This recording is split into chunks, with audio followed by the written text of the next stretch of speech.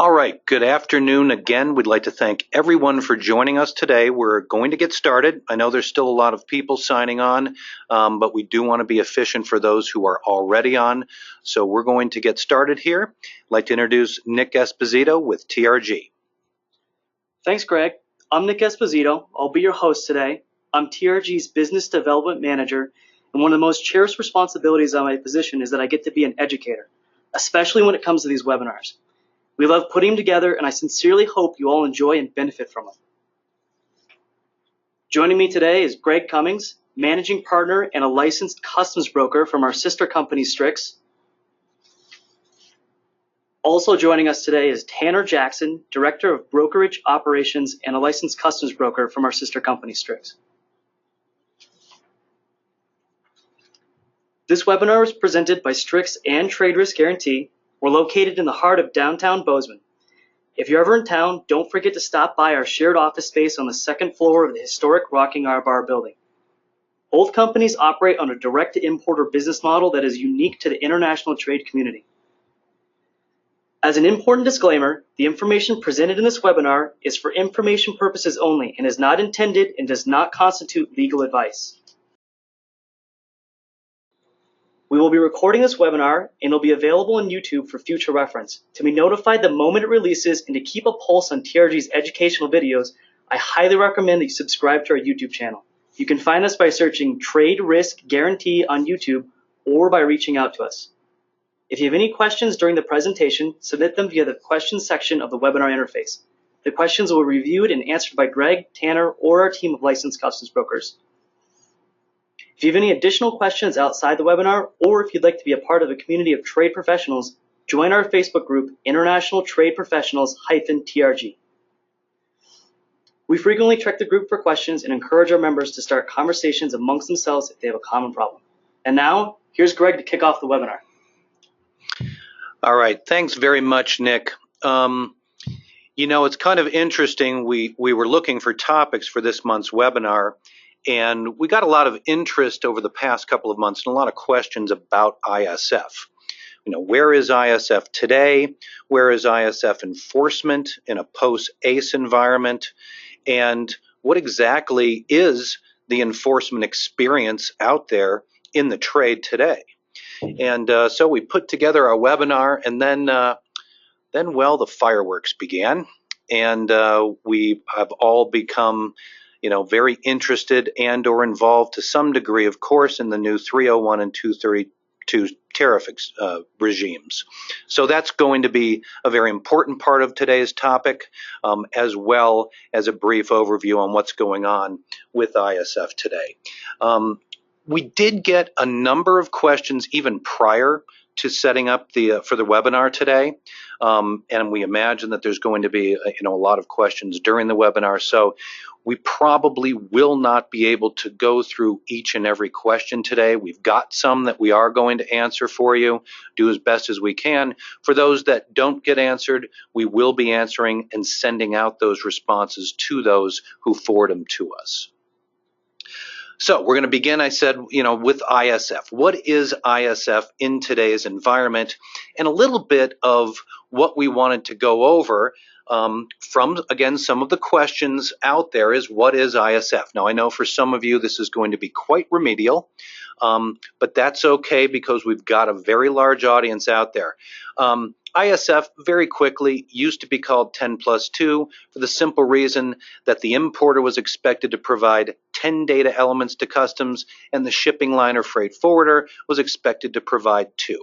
It eventually became, when it went into regulatory effect, as the importer security filing, ISF, and this is a regulation that requires the importers and the vessel or common carriers to give some information to customs prior to the loading and transportation of those goods to the United States.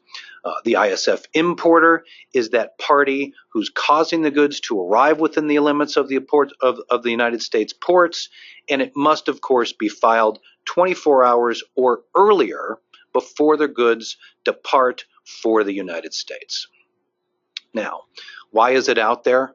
Well, very quickly, of course, post 9/11, Customs determined they simply did not have enough information on the goods that were in transit and arriving in the United States. So from a security point of view, they determined they needed to find out what the heck was coming here. So ISF took a number of years to be figured out and go through committee. It is actually a congressional law, which is why it's not considered customs business. First went into effect in 2009, and then as of June of 2016, it is in full effect, and not only in full effect, but it's also a finable offense if you do not file within the regulatory expectations. Now we've talked a lot in a couple of our past webinars about informed compliance versus enforced compliance. And what we've suggested here at both TRG and Strix is that we've kind of moved out of an informed compliance environment and moved into an enforced compliance environment. This is a little bit due to the amount of information Customs now has access to in ACE, as well as just a temperament change within Customs to go out and have an expectation that importers in the United States understand their responsibilities and their regulatory requirements. And if they don't abide by them, then enforcement, fines and penalties, delays, etc., will be put into effect. Now, very quickly, for those of you who aren't fully familiar with the 10 data elements that are part of an ISF, they're pretty straightforward, pretty understandable. Customs wants to know who the manufacturer supplier is, who's the seller of the goods coming here, who's buying them, where are they being shipped to. Now, the container stuffing and the consolidator, those usually have different addresses if you're involving a freight forwarder or consolidation warehouse. Otherwise, it's going to simply be the address for full containers of that supplier or manufacturer. They, of course, then want to understand what the commodity is. So you have to provide a tariff code for that, and you also have to provide what that country of origin is. Put all that information together with the bill of lading, and that's how Customs then can see what goods are coming to the United States. One of the important questions is, what is going on out there? What is the experience of importers today as far as ISF violations, fines, and penalties? The good news is, kind of prior to 2017, we didn't see any violations. Customs was in an extremely measured environment as far as handing out fines and penalties. Now, we know that there are fines and penalties out there, but one of the good things here between TRG and Strix is we've got a very, very large representative environment for which to look at how things are coming out of Customs. We've got 12,000 bonds that have currently been placed within TRG. So seeing no ISF violations prior to 2017, really gave us that feeling that Customs, while they were communicating, while there were delays and holds on shipments, we hadn't seen fines and penalties being handed out to importers. Now that has begun to change, okay? And so now since then, we've seen 15 penalties handed out in the past year. Now, from a standpoint of 0 to 15, is that a lot? Well, it kind of is, but it really isn't. Because if you look at that based on our population of bonds, it's only 1/100%. So Customs still appears to be doing this in a very, very measured fashion. Now, what happens if you get an ISF penalty is the very first time you can mitigate that down to $1,500 for that first offense, but after that, you're on your own. It's going to be full fine and penalties without any mitigation opportunity, and those violations are not being canceled once they're issued. So it's important to note that, again, we're in a much more enforced compliance environment out there today than we have been in the past, but for better or worse, we've got a great population of clients who work with us, so we have not seen a dramatic, on a percentage basis, rise in the fines and penalties that are going out there. Now, that doesn't mean that you don't want to be vigilant. You don't want to take good practices that are already in effect and keep them in effect and always be looking at them, because you don't want to be the one who does get fined. But the good news is, it's not huge waves coming over the bow. Now, on to the topic of the day.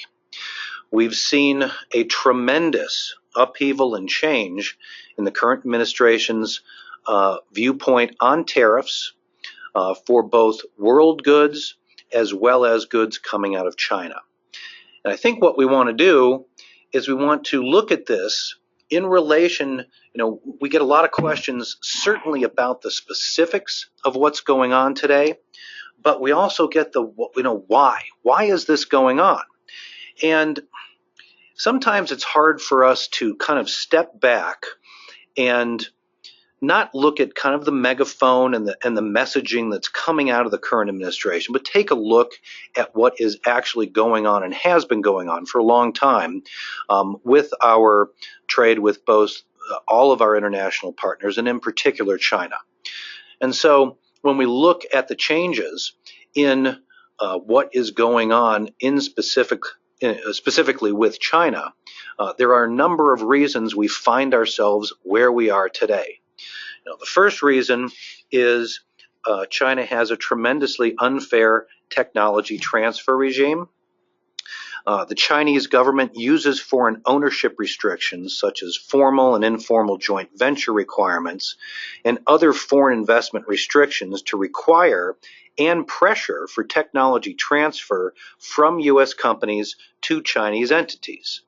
And those requirements prohibit foreign investors from operating in certain industries in China unless they partner with a Chinese company. And in some cases, unless that Chinese partner is actually given a controlling position in that company. The government then uses its administrative licensing and approvals processes to force for technology transfer in exchange for the approvals that are necessary to set up a business in China. So this has been out there for a long time, and U.S. businesses have been talking to the U.S. government for quite some time about these unfair practices. Nothing has happened, and so again, we find ourselves with an administration that doesn't have a feather; they've got a hammer in their hand. The second issue that's been out there for some time is the one of discriminatory licensing restrictions. And China's regime of technology regulations has been deemed to deprive U.S. technology owners of the ability to bargain and to set terms for the technology transfer that are free from interference by the government of China. So if you're a U.S. firm seeking to license a technology to a Chinese enterprise, you're not really doing that in a non-market-based term or environment. You're doing one that favors a Chinese recipient. And what they also do is provide bureaucratic hurdles in order to get the licensing within China, and then say, well, we might be able to move that, along a little bit more quickly if you give us more technology transfer. So again, there's been a lot of complaints by U.S. business to our government about those unfair trade practices. China also has what's called an outbound investment regime, and this has kind of been a cornerstone. It's also called the going out strategy. And what that does is it encourages a Chinese company to go out and invest abroad, but it also does so with the coordination of the government to guide and facilitate it. Okay? And that strategy tries to remove obstacles to the outbound investment and provide targeted support to very specific enterprises and sectors. So some recent Chinese policies from the going out strategy include ones for investment to support development of very strategic industries in integrated circuits, IT, artificial intelligence, things that are very, very high on the technology side and in places where they don't have that technology. So again, a lot of complaints by U.S. business about these practices. Part of that other acts policy, and again, whenever these kinds of things occur within the government then goes out and says, okay, we know this is going on, but we'd like to invite for comments from you in business trying to set up businesses and technology transfer agreements with China to give us information. What's happening with that technology transfer, IP, innovation, and anything might be included in the investigation as they go through taking a look at what's going on out there and then subsequently looking at what they're going to do about it. So it's kind of like a perfect storm in a sense that it's been going on for a very, very long time. It has been very clearly determined that it's unfair. We've got a lot of, just flat out stealing of data that has been, really sanctioned by the Chinese government and stealing technology from U.S. businesses. They've gotten in and gone so far as to access private conversations, negotiations, things that are very important. These aren't defense-related things. These are commerce-related things. So all of that has been brewing for quite a long time, and now you've got an administration, that really uses the bully pulpit like nothing we've seen in recent times. So put that all together, and we've got Section 232 and Section 301. So that's the environment we're living in. That's a little bit of the why we're here. Now let's talk about, as much as we can, where we are. Okay, and it's very, very hard to make predictions on what is going to stick, what is going to stay in place, what is being negotiated in a smoke-filled room somewhere, and, of course, who's going to blink first. Now, we might all have our expectations on what we think might happen. I would suggest that this administration doesn't blink easily and is looking to get something. The negotiating approach here may be that we're going to go down as far as we have and continue to go further until we get to a point that we want to get to. I'm not sure any of us knows what that really is, but if we look at the whys where we started the conversation today, those are some of the important things that this government wants to rectify and wants to kind of level the playing field, so to speak. So let's talk about what's in effect right now and some of the tools that we can give you to help better understand and work with what's in effect right now. First is Section 232. That's steel mill and aluminum articles as specified in presidential proclamations. And then, of course, there's Section 301, and these are very specific to products with Chinese origins, classified under specific HTSs, and those are included on published lists. Okay, so we're going to start with Section 232, steel and aluminum. So what we have in place is a 25% tariff on steel imports into the United States. As of June 1st, all countries of origin are subject to this with the exception of Argentina, Australia, Brazil, and South Korea. And those countries had successfully negotiated on absolute quota structures so that they could continue to bring in goods up to a certain volume under the old tariff regime, and that would be it. Okay, imports of United States origin, of course, are not subject to this, but everybody else is. Okay, aluminum is 10% on imports into the United States. Again, as of June 1st, all countries of origin are subject to this with the exception of Argentina and Australia. Once again, those countries have negotiated absolute quotas, and there are imports from South Korea that can use a non-quota entry code. Imports from the United States are not subject to this. The difficulty of 232, from what we've seen within our client base and inquiries we've gotten outside of it, is that we don't have a specific tariff we can refer to. We have to actually look at the products to determine if they fall under these new tariffs. So there's a little bit of a gray area, and what we of course have been doing and will suggest we can do for those who need it is to provide counsel. and to, if you are unsure, uncertain, and you don't have any professional advisors out there to help you through it, we can work with you on a consultative basis.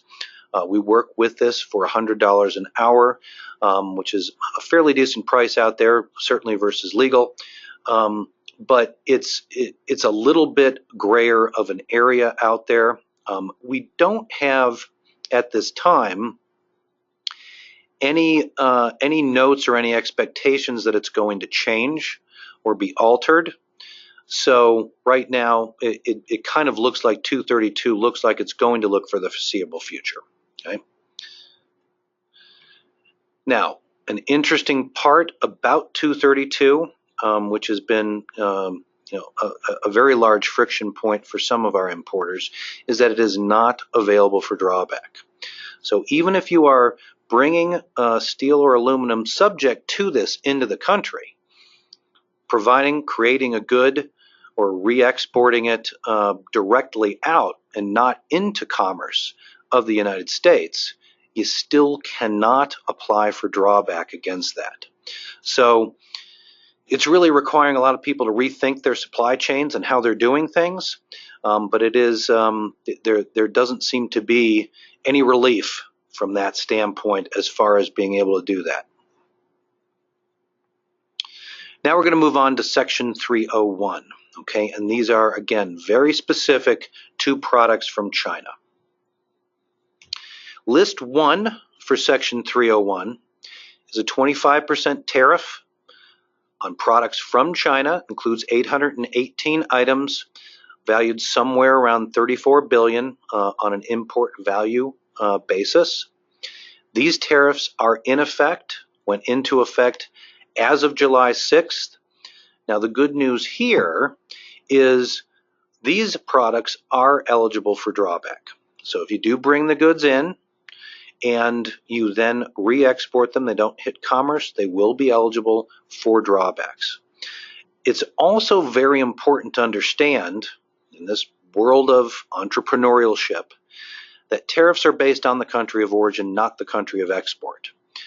And for those of you who have Netflix, and I think it was under Dirty Money or something, there was a very interesting program on honey, and it showed how honey was being manipulated from a product standpoint, of course, too, but also from a country of origin standpoint. All of a sudden, when China has an anti-dumping duty for honey, we all of a sudden see 10 billion pounds of honey coming in from Malaysia who, have about 3 bees for the whole country. So please think very, very closely and or look very closely at your supply chain partners about where these goods are truly being manufactured, because I can tell you customs will. And if the country of origin is China, then the country of origin is China, and we've got to play by the rules, because if they find out that you're trying to manipulate the country of origin by bringing it in through a different country, they're going to fine you, and it's going to be negligence, gross negligence, or fraud. It's not going to be fun. It's not going to just be, what was the tariff that I should have paid? Here's your bill. It's going to be, fines and penalties based on the value of your merchandise. So be very careful. And we can tell you, and I'm sure you know as well, when you're out there now searching for goods that are not subject to these tariffs in countries of origin and manufacture that are outside of China, be aware that customs will be looking very closely at those countries of origin, because they're going to be doing a lot of research on exactly what has come into this country, what does it look like, what are the specifics of it, and whether or not trading partners are located in other countries. So don't, when you're thinking about trying to outfox customs, be aware that they're fairly foxy themselves. Now we've got list 2. Now these are proposed tariffs, and this is a 25% proposed tariff on, again, 284 items, values only about 16 billion, which is, not small necessarily, but a smaller subset than list 1. And This is currently under review. It's not been announced as final. The expectation is that it will be. And these, again, they're based on country of origin being signed, not the country of export. Once these are in effect, we'll get a final rule from CBP as to that effective date, and then anything entered after that will be subject to the new proposed tariff. And we all woke up on Tuesday morning to a new list. And so as of Tuesday, the administration announced another list of tariffs, and this is going to affect the widest yet at over 200 billion. It's 6,000 items at 200 billion, and these tariffs are undergoing a 2-month review process. Hearings are going to be held on August 20th through the 23rd. The current proposed tariff is 10%, and this is very, very wide-ranging. Now, as we read the news, anyone who did their macroeconomics 101 and understands what happened with Smoot-Hawley back in the 30s knows that once a trade war gets going, we really don't know when it's going to end or how it's going to end. Because while governments think they're crafty, number one, entrepreneurs tend to be more crafty, and the response from each country back and forth is unpredictable.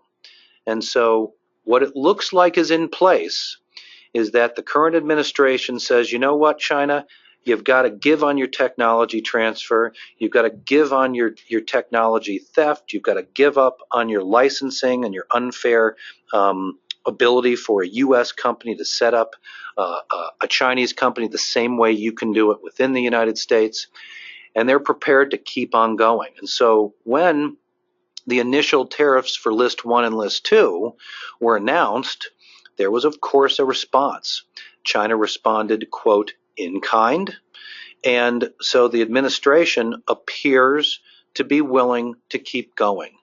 Now, what does that mean? I don't know. I don't think any of us do. But you might suggest at the end of the day that the trade deficit is something that's been very closely focused on, because the trade deficit is what's funded a lot of the manufacturing capacity within China. So this administration has looked at that very closely. It has shrunk. It's been kind of small, but it's begun to shrink in the past month. So at the end of the day, do we have more goods and more commerce that we can put tariffs on than China does? And the answer is very clearly yes. So somewhere, hopefully, the smoke-filled room is going to win the day, and people are going to actually get to some agreeable places on how things can look from a freer trade environment between our two countries, and perhaps then some of these tariffs can be eased or eliminated altogether. Now, we've got no indication of that. We don't know. They're set up to be permanently in place for the time being. So we can't tell you that it's going to be if then they'll be ended, because that's not been part of the discussion. But if we're looking ahead as to what could happen, we might say that we're a little bit closer to the beginning of all this than we are at the end. So how are these tariffs, both in effect, what we know, what we think will be put in place today, going to affect you? And in particular, how are they going to affect your customs bond? Because for many of us, we've been bringing goods in tariff-free for a long time. So we've got a $50,000 bond. It's been a no-brainer, because customs base the requirement of the bond on 10% of the duties and fees that you pay. So for many of us in a trade-free and a duty-free environment, it's been pretty straightforward stuff. Now, what's happening? What is happening out there right now? Well, for some people, it's been quite shocking. In the especially with 232, customs looked very quickly at import value, the value of the total value of the total entered value of the goods that came in the previous year. And if you brought in aluminum duty free, $100 million worth of it, all of a sudden, your bond is tremendously insufficient. Now, usually, when you have a bond insufficiency over the course of time, Customs has a program that's in place that looks at your entered value, the duties and fees that you pay, and adjusts to that on an annual basis. Sometimes it's more quickly if you're really ramping up your business. But what happens is they say, okay, last year they paid less than $500,000 in duty. This year they paid $100,000, or I'm sorry, $1 million in duty. And if you jumped to that level, now that $50,000 bond will be determined to be insufficient. You would need to increase that to a $100,000 bond, and you would get a letter from Customs that says, we've determined your bond to be insufficient. We need you to put a $100,000 bond in place. That bond needs to be in place by the first of the next month. Okay, there was time. We got a letter. We knew what we had to do. That gave you time to talk to your bond rep at TRG to discuss that increase, to put it into place. If any financial or underwriting data was necessary, you had the time to get it to them. And, you could get things in place pretty quickly, pretty easily, very little friction. Today, Customs is looking at dollar values that are all of a sudden upon us much more quickly than they've ever had to before. And so, unfortunately, what they've done in a number of cases is they've immediately determined the bond to be insufficient, and they've canceled it. And we've had some customers wake up on a Monday morning going, why the heck did my entry go through? Why didn't my ISF go through? And we look and we see that the bond's been deemed insufficient immediately. So we didn't even have a chance to get a letter and to do anything about it. So most of that dust and that little tussle has already occurred. And for those of you involved, God bless you. It wasn't much fun, but we're past it. But for those of you who are now looking, especially on the 301 horizon, you've got to understand what may be brewing to happen in the very, very near future. Okay? So what does that mean for you? What do you need to do? You need to look at what you may be subject to as quickly as you can and determine to the best of your knowledge what you think a new bond amount may be if the HTSs you're bringing in are or may be subject to 301. Okay? Now, what we've got at TRG is a really great tool to help you do that quickly and efficiently. Anytime you see, well, gosh, we've got 6,891 tariff that are now possibly or are eligible for 301, how the heck do I do that, Greg? Well, here to tell you exactly how you can do it is Meredith, and she's going to show you a really neat tool that we've put together at TRG to let you input an HTS and see if you're subject to the new or potentially subject to the new 301 rules.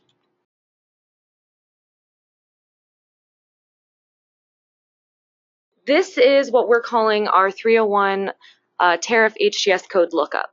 So it's basically a tool we've created to kind of help, we've had a lot of importers contact us and ask us even the basic question of, how do I know if what I'm importing is potentially subject to this, new piece of regulation.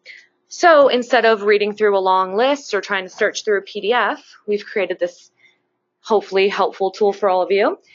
It's pretty easy. You can find it in the handouts section of the webinar interface. It's down there called Trade Risk Guaranty Section 301 Tariff Lookup. We're also going to be emailing this out after the webinar if you don't have a chance to download it now. But basically, it's pretty easy to work. Here in the HTS code section, you would just type in that HTS code that you want to know about. So let's say we are importing commodity under the code 2845, let's say 9000. I hit enter. I can, double check that product description, make sure that it actually matches up with what I'm looking for. And then I can see here that yes, it is included on list 1. List 1 has, as of now, as of July 6th, has an additional duty rate of 25%. We can kind of get some more information down here. And we see that our duty rate is 25% on that. So we can kind of quickly get an idea if our HTS code that we've entered is on one of these lists. As an added benefit to the spreadsheet, you can also input here your imported value per year for that specific HTS code. Now keep in mind this calculation that it's going to do is only for the HTS code that you have entered. So if you are, importing more than one good in different shipments, it's not going to give you that number. However, it will start to give you an idea of if you need to potentially increase your bond. So let's say I put in that I'm importing, meant to put in another 0 there, sorry about that. Let's say I'm importing $10 million worth of that HTS code within a year. I can see that with this new duty rate, I'm going to need a $300K bond. If that is not already the bond you have on file with Customs, you can already tell that you're going to need to increase that bond size. So this is just to kind of give you an idea, a basis to start from, to see if you might need to reach out to your bond provider and see if you need to increase your bond. Now we also have the other 2 lists programmed in here, but keep in mind that those are still under review. So we currently have those amounts in here and all the HTS codes that are currently included, but that might be changing, and we will be sending out updated versions of this as that changes. And Meredith, I'm just going to jump in here real quick. So when you look at if I've got an imported value of $10 million, now my annual duties went from 0 to $2.5 million. Okay. Now as a broker, you're going to have to now understand you've got a new cash flow item as well. And when, if you're doing things on a duty-free basis, well, it's pretty easy stuff because we got MPF and a couple of harbor maintenance fees that are part of that. It's in the hundreds of dollars.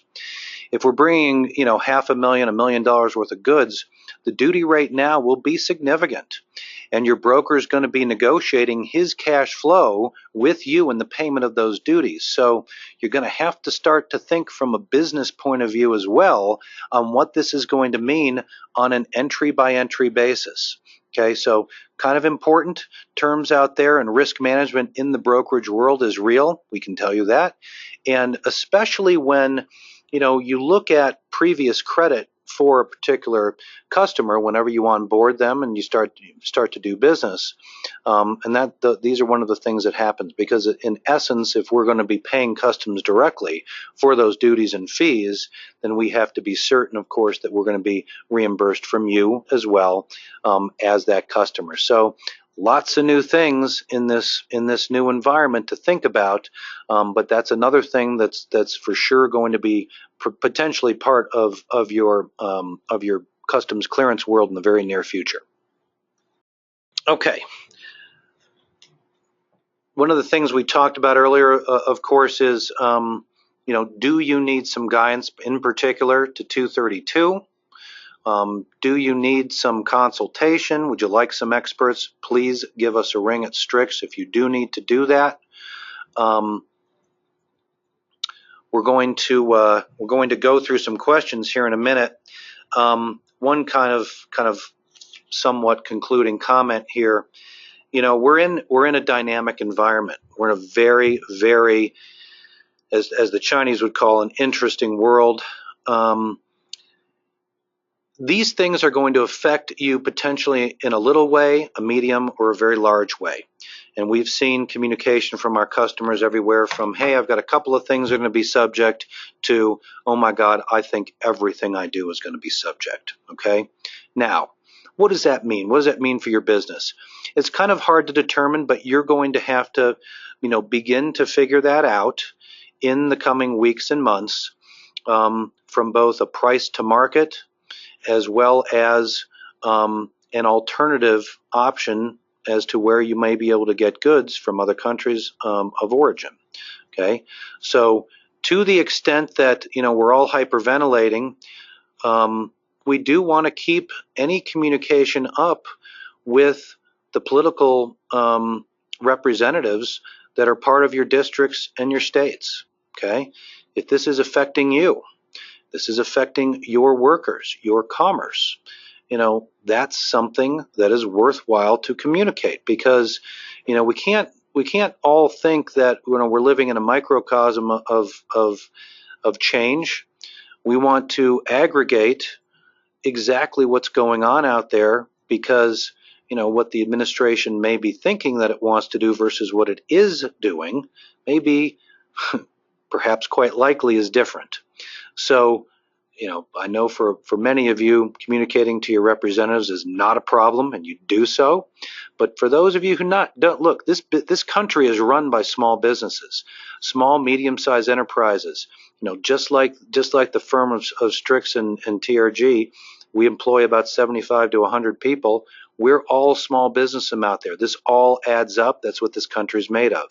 So your voice does matter, and you should communicate how these changes may be affecting the employment of your people and or your viewpoint on growth in general and hiring in the future. Very, very important. All right, I'd like to introduce my Director of Brokerage Operations.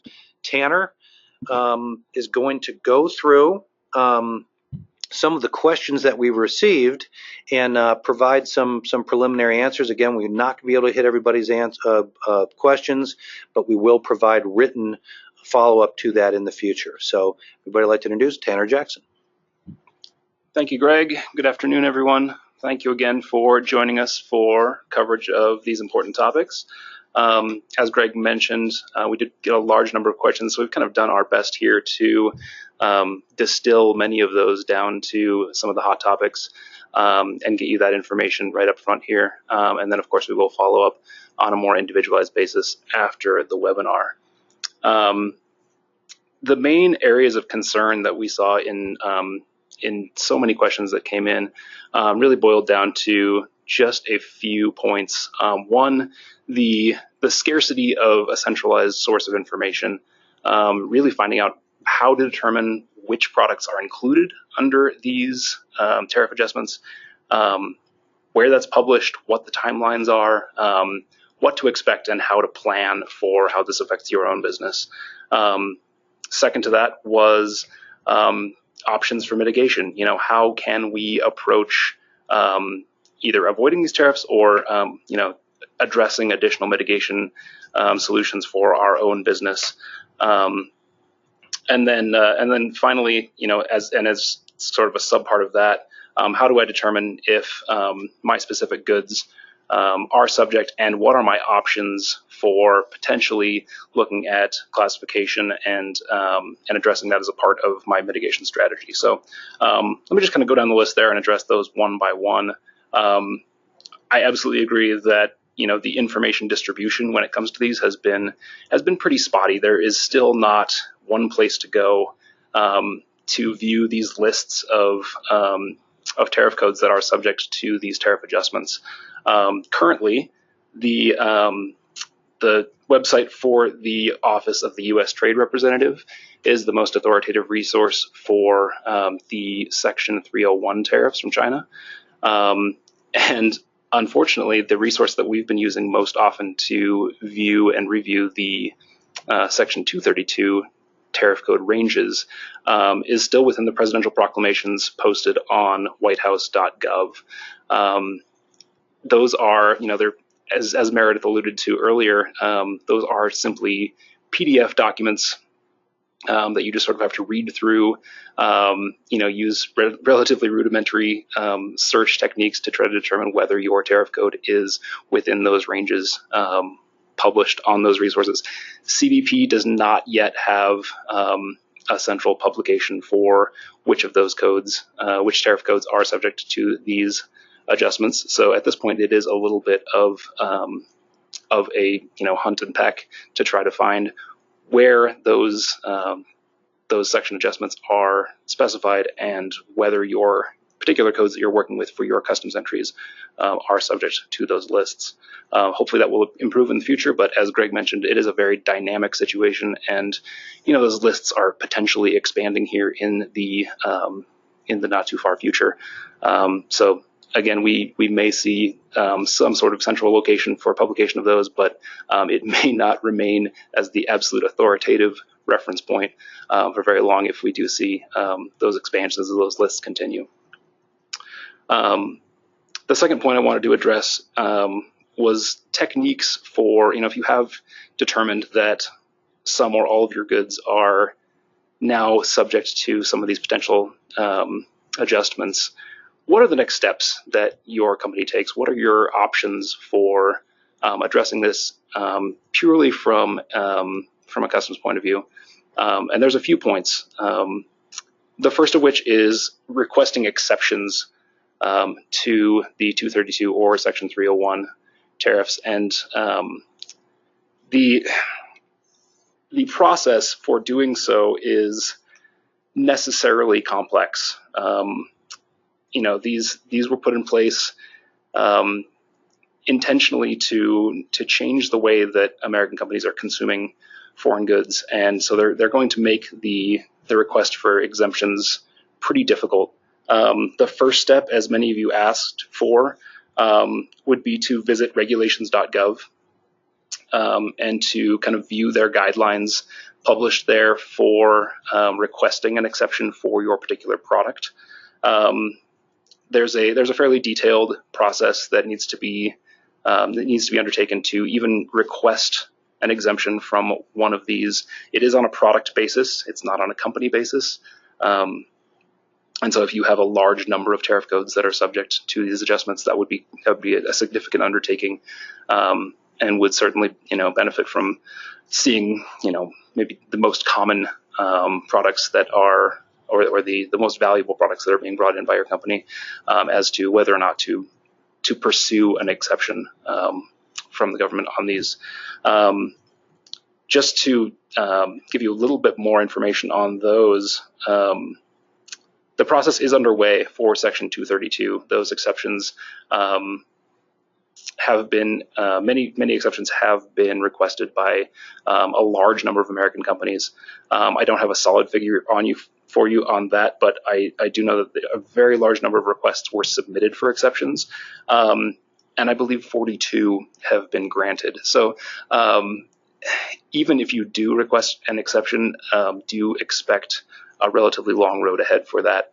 There seem to be a lot of folks that are dissatisfied with the pace of that process, and certainly the large number of companies that are interested in requesting exceptions contributes to that. So again, regulations.gov would be the place to start for exploring the exception process to either of these sections and the adjustments. Another potential avenue for addressing your company's potential mitigation of the Section 232 and 301 tariffs, considering your supply chain and whether there are options for substantially transforming your product in another country that would result in a tariff shift or enough of a transformation in that good to move it out of the classification under which it is subject to 301 duties, certainly, or potentially 232 duties. This is something that, and we had a lot of questions specifically looking for answers on specific products, or maybe a particular strategy for sort of circumventing some of these duties. I want to stress that this is that would be a very individualized exploration, depending on your product, depending on the complexity, depending on the nature of the assembly or transformation that would occur for that product. All of those factors would determine whether or not, considering doing that process in a third country would be a viable solution for mitigation of or avoidance of some of these duties. Or disassembly. Absolutely. Take it apart and bring it in, and it might look different too. Sure. So these are options that, and these are topics that we've been exploring with our clients now for the last couple of months as we got these initial lists, as the 232 duties the Section 232 tariffs were published. We've been having these conversations on an ongoing basis, and it really is a very individualized process. If you've got specific questions about that, we would love to talk more with you on that and explore what your options may be.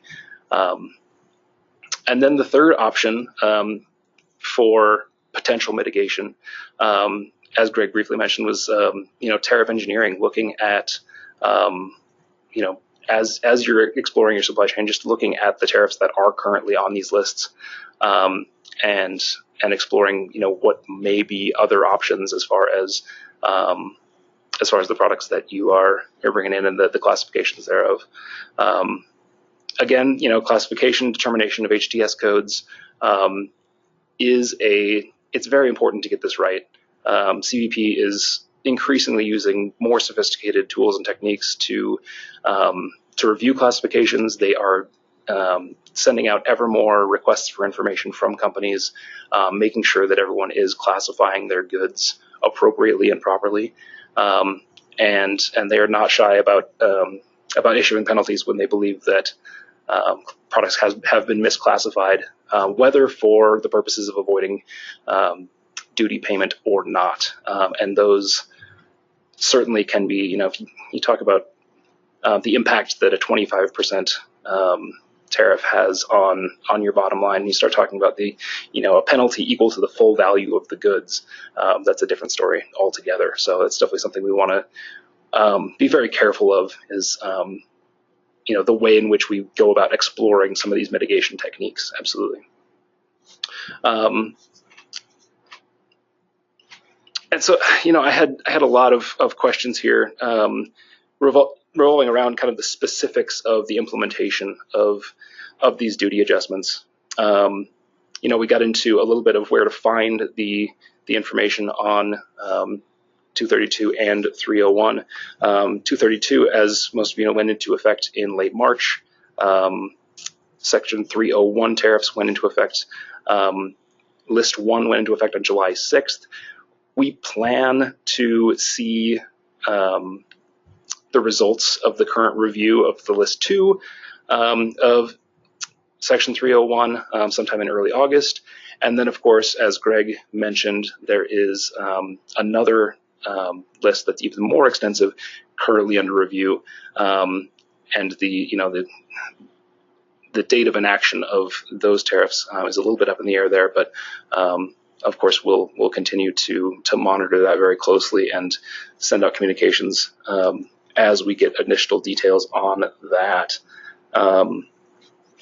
Again, I just wanted to cover some of those generalities that really, the essence of many of the questions on 232 and 301 tariffs that we received.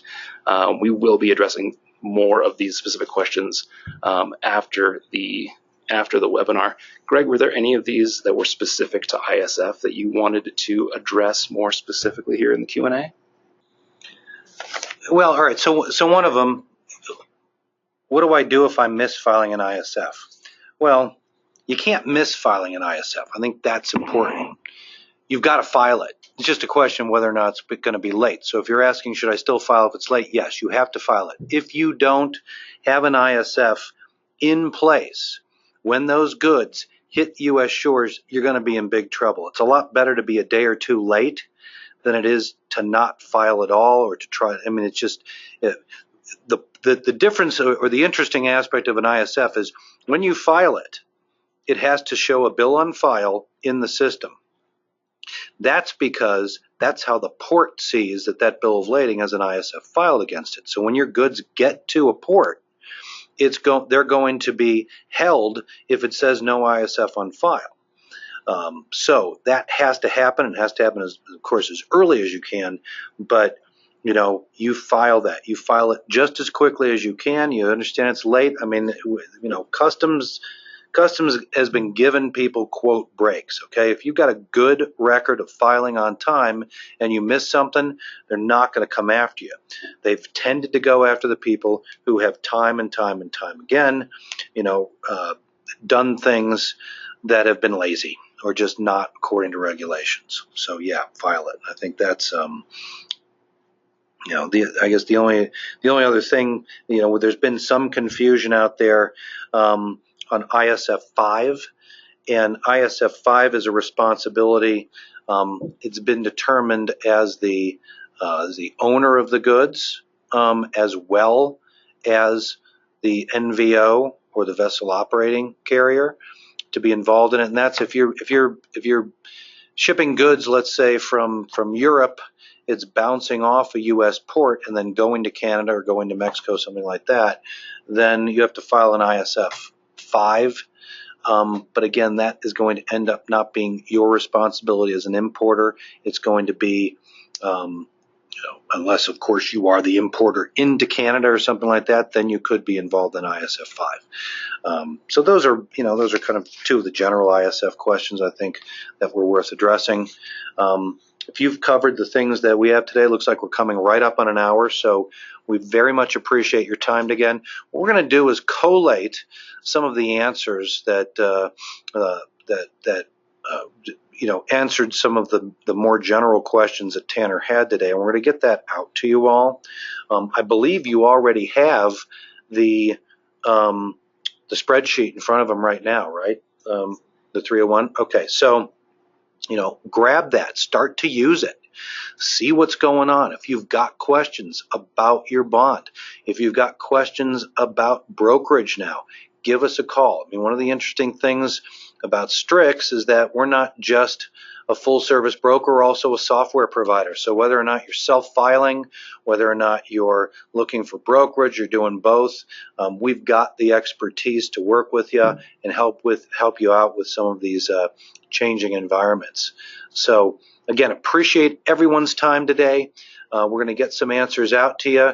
We'll field questions as you bring them into us. It's a dynamic environment.